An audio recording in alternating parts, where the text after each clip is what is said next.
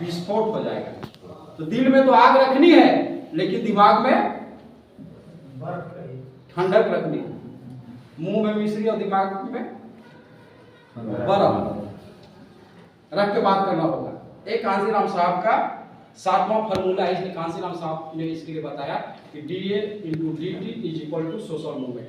DA means दिल में आग और DT मीन्स दिमाग में ठंडक बराबर सामाजिक आंदोलन। तो एक कांसीराम साहब के कुछ इक्वेशन थे, कुछ फार्मूले थे, और ये जो हमने बताया आपको कि जिस समाज की गैर राजनीतिक जड़ें कमजोर होती है उस समाज का राजनीति कभी कामयाब नहीं हो सकता। इस कॉन्सेप्ट के आधार पर उन्होंने बामसे बनाया। और power will be product of successful struggle एक कांसीराम साहब का चौथा फार्मूला है।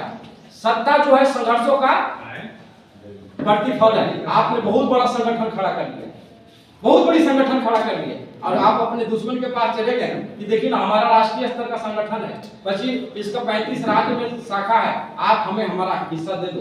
दे देगा क्या? देगा? क्या करना होगा इसके लिए? स्ट्रगल करना होगा।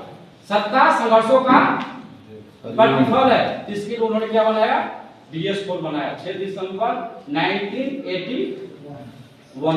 कौन सा संगठन बनाया? DS4। और नारा क्या दिया? नारा क्या दिया? जो जमीन सरकारी है वो जमीन हमारी है। मंडल कमीशन लागू करो, उल्टा कुर्सी खाली करो। जो बहुजन की बात करेगा वो दिल्ली पे राज करेगा। जिसकी जितनी संख्या भारी उसकी उतनी इसका। जब ये नारे मानवर कांसीराम साहब ने दिए और जब इस तरह का नारा गूंजने लगा, पार्लियामेंट से आई आवाज कांसीराम संभालो राज, जो बहुजन की बात करेगा वो दिल्ली पे राज करेगा। तो कांसीराम साहब का 5वां फार्मूला है कि जब जैसे आप किसी सिस्टम को चैलेंज करते हैं, जैसे किसी व्यवस्था का विरोध करते हैं, अपोज करते हैं, तो अपोज करने के साथ साथ क्या करते हैं? परपोज करते हैं। कांसीराम साहब बोलते हैं कि the people who oppose successfully will be required to purpose. जैसे आप किसी व्यवस्था को अपोज करेंगे तो अपोज करने के साथ साथ परपोज करते हैं।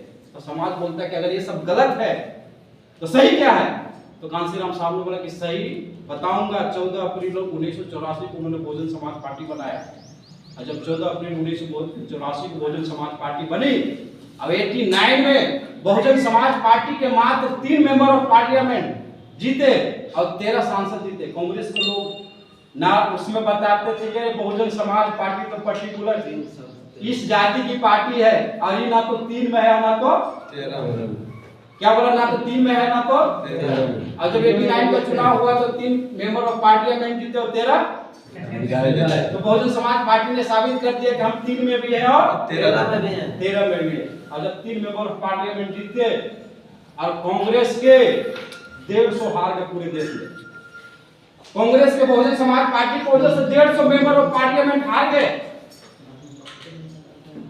तो कांग्रेस के चीफ राजीव गांधी जो है माननीय कांसीराम साहब को फोन किए, फोन करके कहा कि कांसीराम जी आपको क्या मिला? कांसीराम जी आपको क्या मिला? कांग्रेस को मिट्टी में मिलाकर आप अगर हमसे गठबंधन कर लेते, हमसे समझौता कर लेते तो आपके 3 के 30 हो जाते और हमारी सरकार बन जाती। तो कांसीराम साहब बोले कि 89 के चुनाव के लिए राजीव इतना ही काफी, और मैं तेरे को बता रहा हूं मेरा इरादा नेक नहीं है। क्या बोले? मेरा इरादा नेक नहीं है। तो राजीव गांधी बोले नेक नहीं मतलब क्या है? तो बोले मेरा इरादा 3 जीतने का नहीं है, 30 जीतने का नहीं है। मेरा इरादा 30 जीतने का नहीं है। तो राजीव गांधी बोले कि फिर क्या है? बोले मेरा इरादा 300 जीतने का है। तो राजीव गांधी ने बोला कैसे जीतोगे? तो कांसीराम साहब बोले वैसे ही जीतेंगे जैसे 3 जीते हैं वैसे 300 जीतेंगे। जैसे 3 जीते हैं वैसे 300 जीतेंगे। अब 89 के चुनाव में जब VP सिंह प्रधानमंत्री बने तो कांसीराम साहब को बोले कि 3 मेंबर ऑफ पार्लियामेंट के बदले में हम आपको 3 मंत्रालय देने को तैयार हैं, और आप चाहे तो होम मिनिस्ट्री भी रख लीजिए, डिफेंस मिनिस्ट्री भी रख लीजिए। तो कांसीराम साहब बोले कि मैं आपकी सरकार को समर्थन करूंगा, लेकिन 3 कैबिनेट मिनिस्ट्री के बदले में नहीं बल्कि 3 शर्तों पे करूंगा। पहली शर्त क्या है? बोला पहली शर्त यही है मंडल कमीशन लागू करो वरना मंडल कमीशन की रिपोर्ट को लागू करना होगा। सारे लोग बोलते हैं कि मंडल का रिपोर्ट लागू कराने में शरद यादव, रामविलास पासवान और लालू प्रसाद यादव का योगदान है। उन्होंने मंडल कमीशन की लड़ाई लड़ी, इसके लिए बहुत हम उनका धन्यवाद करते हैं, उनका योगदान, इसमें दो राय नहीं है। लेकिन अगर माननीय कांसीराम साहब ने अगर बीपी सिंह पे दबाव नहीं बनाया होता, मंडल कमीशन की रिपोर्ट लागू नहीं होता। शरद यादव जी का योगदान है, मैं मानता हूँ, रामविलास पासवान का योगदान है, जिसका उसको कैसे बुलाया जा सकता है। लेकिन इसके लिए दबाव बनाने का काम, इसके लिए जागरूकता लाने का काम 500 की 5000 सभा बोलते मानव कांसीराम साहब ने मंडल कमीशन की की है। ये मंडल की जमीन तैयार करने का काम कांसीराम साहब ने किया। और जब मंडल कमीशन का रिपोर्ट लागू हुआ, बोले बीपी सिंह ने बोला दूसरी शर्त क्या है, बोला दूसरी शर्त ये है कि लाल कृष्ण आडवाणी सोमनाथ से रथ लेके निकले हैं। अब पूरे देश में माहौल खराब हो रहा है, सांप्रदायिकता का माहौल बन रहा है, आडवाणी के रथ को रोकना होगा। सारे लोग जानते हैं कि राहुल कृष्ण आडवाणी का रथ किस लिए रोके थे, लेकिन लालू जी को रथ रोकने के लिए बोले थे बीपी सिंह ने। बीपी सिंह के कहने पे लालू प्रसाद यादव ने आडवाणी जी का रथ रोका था। अब बीपी सिंह पे दबाव बनाने का काम किसने किया था, कांसीराम साहब ने।